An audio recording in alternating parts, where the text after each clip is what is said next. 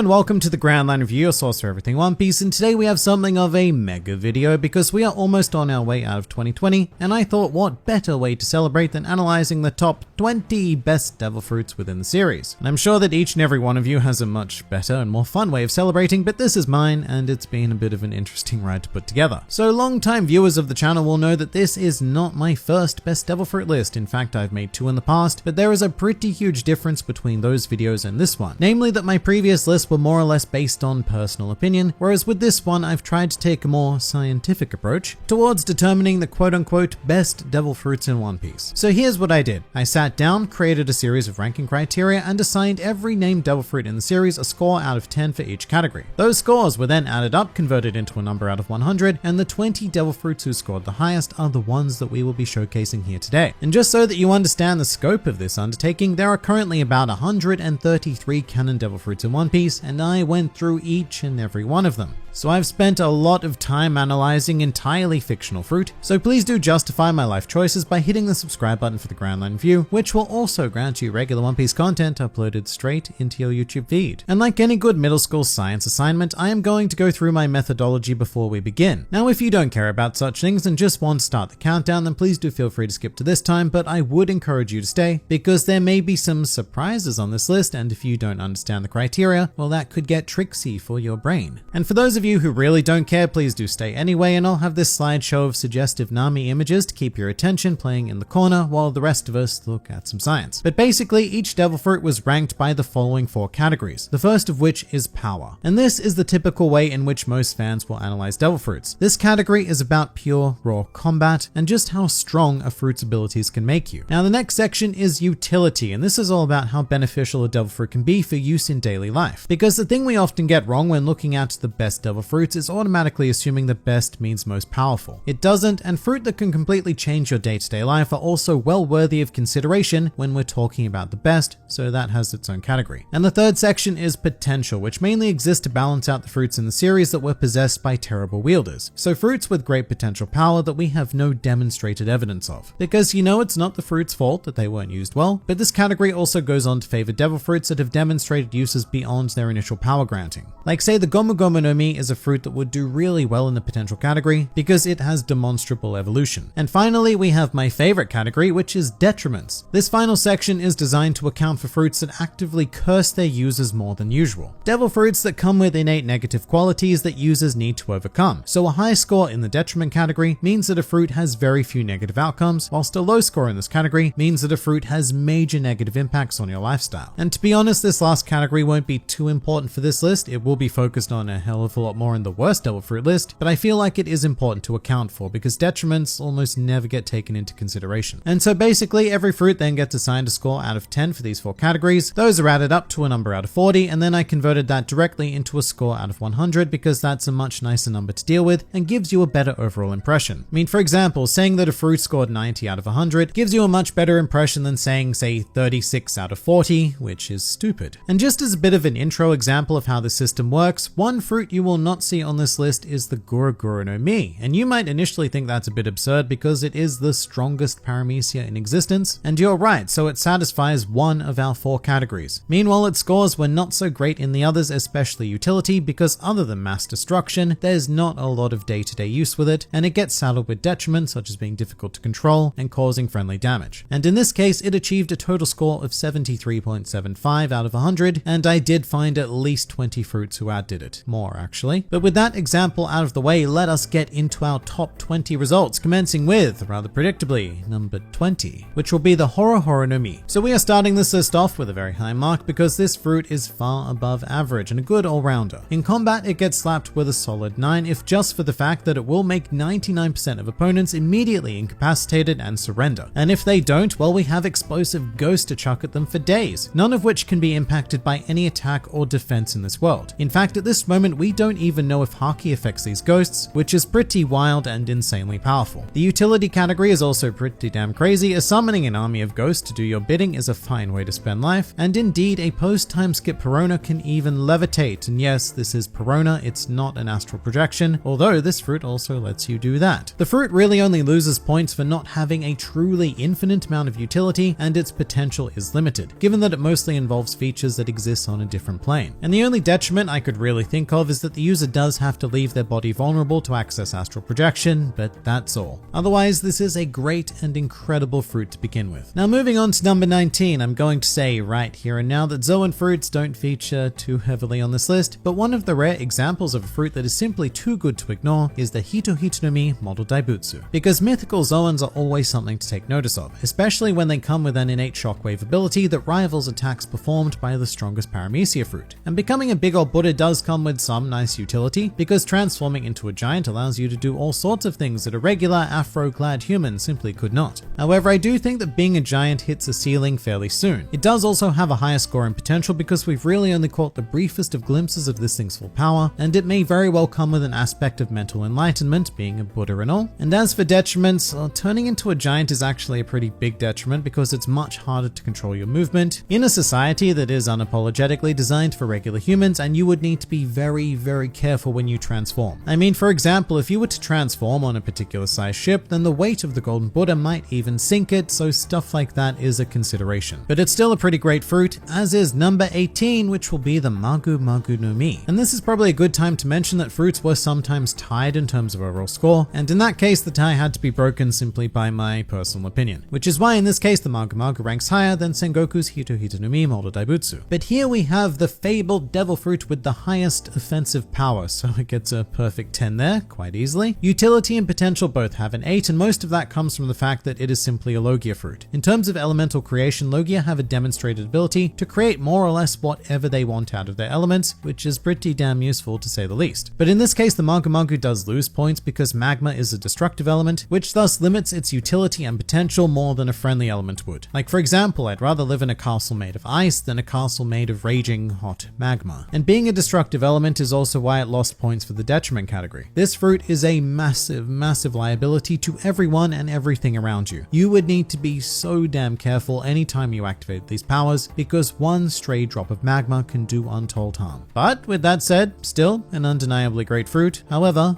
not the best. And a betterer fruit can be found in number 17 perhaps, with the Peripera no Mi, because this is a shockingly underrated fruit, and it mostly comes from the categories of utility and potential, which give the Peripera no Mi a perfect 10 out of 10 each. And this is because as a generation style Paramecia with a very friendly substance being candy, a user of this fruit can make quite literally anything. And yes, that something needs to be made out of candy, but it can be as ornate or as mechanically sound as you need it to be. I mean, we've even seen a grand candy escalator conjured in the series, so the utility and potential of the Peripera no Mi is effectively infinite. Where this fruit does lose points is definitely power. Yes, it's quite strong, but only as much as the candy itself, or with an experienced user, only as strong as the Haki imbued into the candy. It's not a fruit that grants you godlike levels of raw power on its own, and as for detriments, well, candy can be a pretty tricky thing, because obviously it's not hugely viable to use in any hot climates. At best, it gets all sticky and annoying, and at worst, it melts, making you constantly recreate all of the cool things that you've made. And just as a side note, let's hope that the tongue of Perispero is not part of the Peripera no Mi, because it very well might be. Now moving to number 16, we have the Rio no Mi Model Pteranodon, and I have to say this one really surprised me. If I was to make a list entirely based on unstructured opinion, I don't think I would even come close to considering this for the top 20. But under the criteria I set out, this one blew away all expectations. And a lot of this has to do with the fact that this fruit grants its user natural flight, which with utility, any fruit that grants natural flight was immediately given at least a score of 9, because flight is one of those truly life-changing abilities. Do not underestimate how amazing and how useful it is. But as an ancient Zoan, we're also very much at the top of the pecking order when it comes to power in terms terms of raw physical strength gained anyway, because there's a very simple strength hierarchy in this class, being basic Zoan, carnivorous Zoan, and then ancient Zoan being the strongest. Although above those are mythical Zoans, but they tend to be more magic and ability based rather than strength based. This fruit also scores pretty highly for detriments because there really aren't that many, other than drawing a lot of attention to yourself for,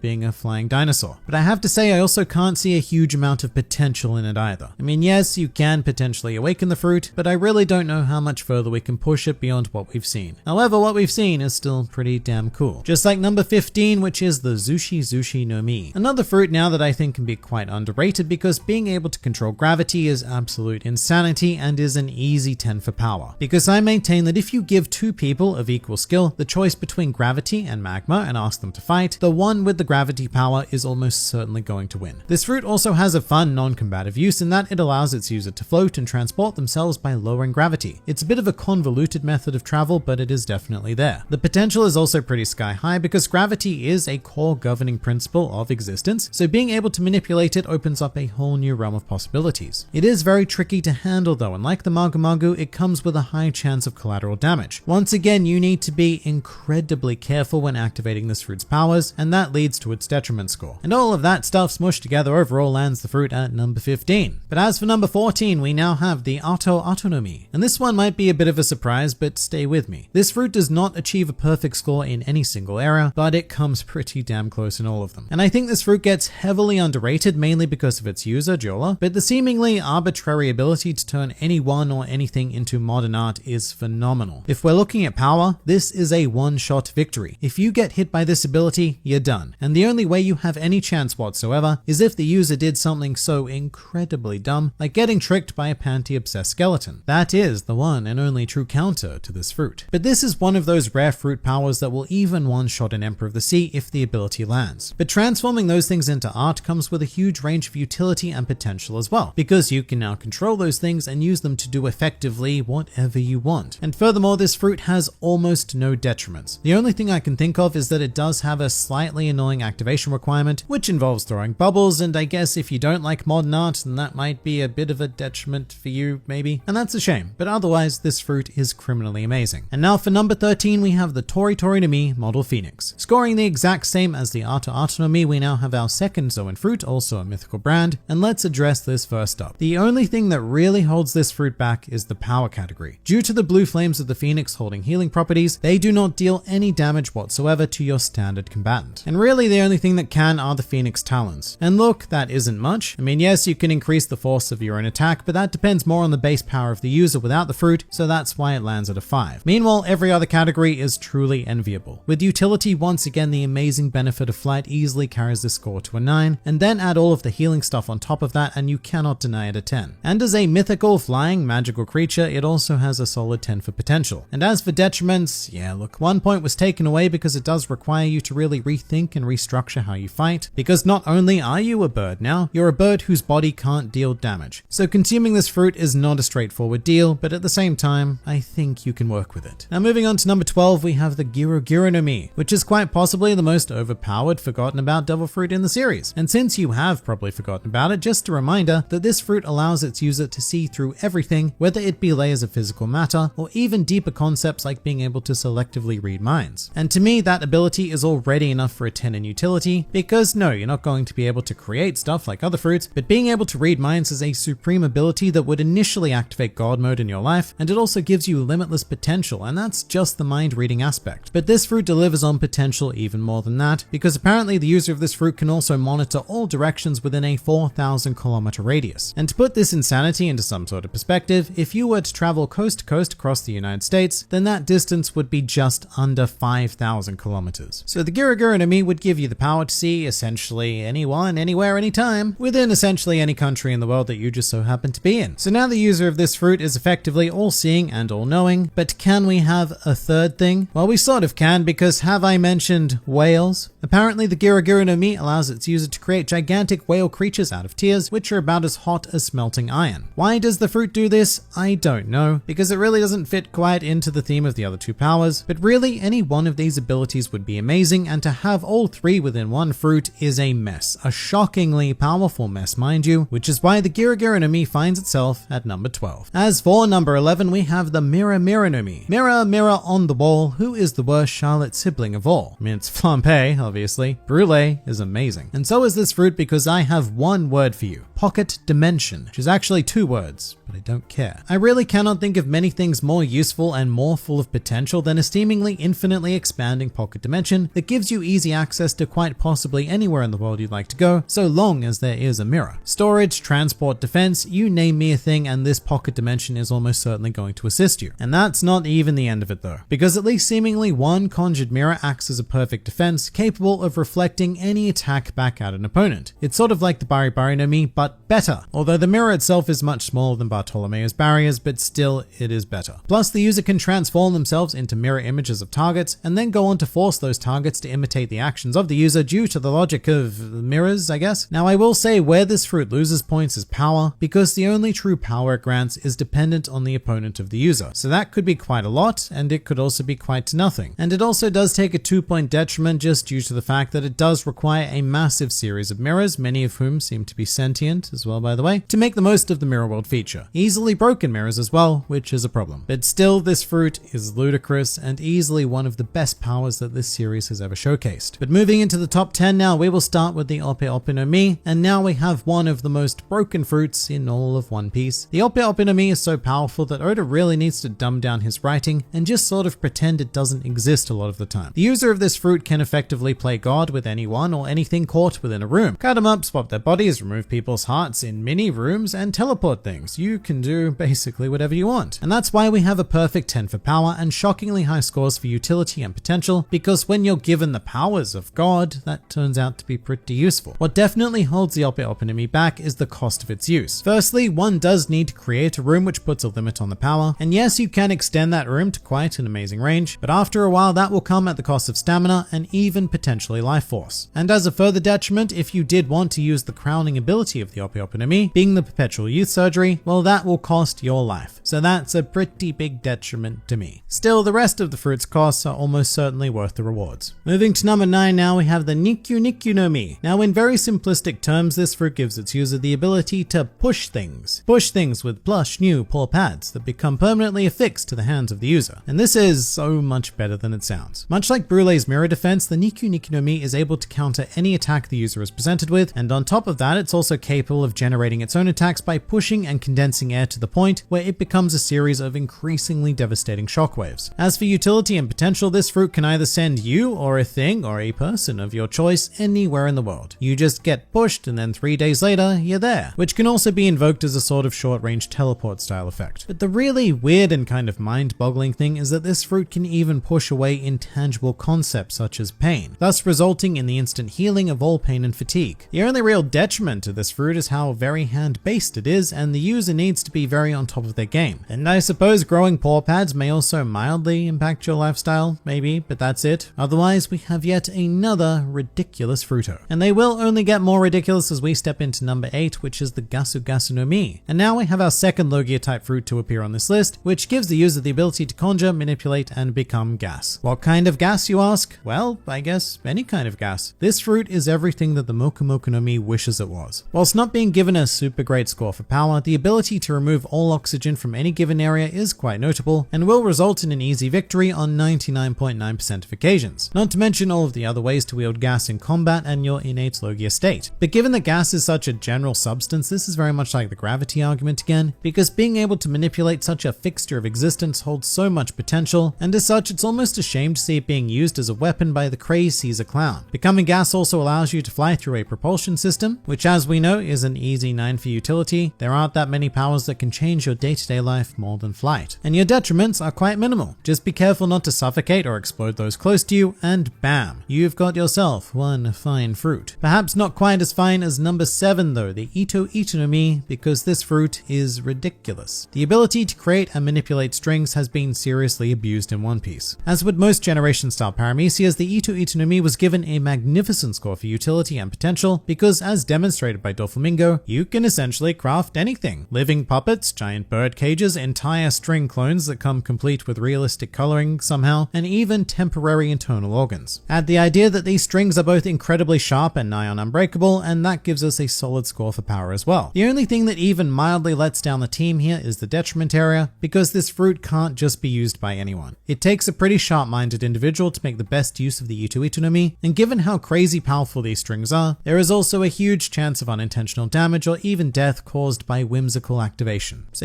just be careful with this one. Stepping into number 6 though, we have the Soru Soronomi. The ability to manipulate the souls of others, as well as yourself, is a terrifying one indeed. And while it does only work under the condition of fearing the user, it is still an instant win in most situations, gaining a 10 for power. Now as for utility, well, that's where the homies come in. This fruit allows one to fracture souls and place them into objects to create a Disney-like army of minions, basically meaning that upon consumption, you are instantly crowned the king or queen of your own empire. The potential, however, is limited by the fear factor and the strict manipulation of soul matter. In many ways, this doesn't quite have as much potential as generating and manipulating any other reality-based substance, so apart from a potential awakening, I think we've seen the pinnacle of what we can do here. And the fear factor is also why it gets half a point taken away as a detriment as well. There's not a whole lot more to say though, just another ungodly dominant fruit in all categories. To number 5 now, we have the Pika Pika no Mi, and I ask you, have you ever been kicked at the speed of light? Probably not. And by the way, neither has anybody else in One Piece, because such a thing would trigger a nuclear style explosion. Nobody cares about science though, because this Logia fruit just says, F everything, I am amazing. And I think it's safe to say that this is the fastest fruit ability in existence, completely revolutionizing travel, albeit in a very annoying way, because as light the user can only move in a straight line and must depend on reflection or refraction in order to change direction, which by the way is the main reason why it scores a 7.5 in detriment. The straight line restriction sucks so much more than most people are willing to admit. But weirdly enough, the user can also craft objects out of light, which is an easy 9 for utility, and while being struck at light speed, even the One Piece world equivalent of light speed, is an undeniable 10 for power. It's a really great fruit, one of the best, but certainly not the best. And to continue finding that, we now land at number 4, the Here no Mi, our second Admiral Logia in a row, and I can already hear the complaints of how low the Magu no Mi was ranked compared to these two. Aka Inu defeated Aokiji, they'll say, and that's nice. I don't really care though, because the Here no Mi is far better in every other area that is not combat, which is many. As a non-destructive element, ice contains infinitely more potential and utility in terms of crafting whatever the user wants, so much so that we really have not seen the full extent of what Kuzan can do, because no single individual is creative enough to harness the full potential of such an ability. And unlike the collateral damage of the Magu no Mi and painful travel restriction of the Pika Pika no Mi, the Here no Mi really has no detriments. Just be careful not to freeze people, I guess, and if you do, then immediately unfreeze them because they don't die, like they almost certainly would after being accidentally struck by magma. But the Here no Mi is a super cool Logia, and yes, the pun is intended. So climbing up to number 3 now, we have the Mochi no Mi, and heading back into Paramecia land, we find ourselves with one of the most unique fruits in the series, the Mochi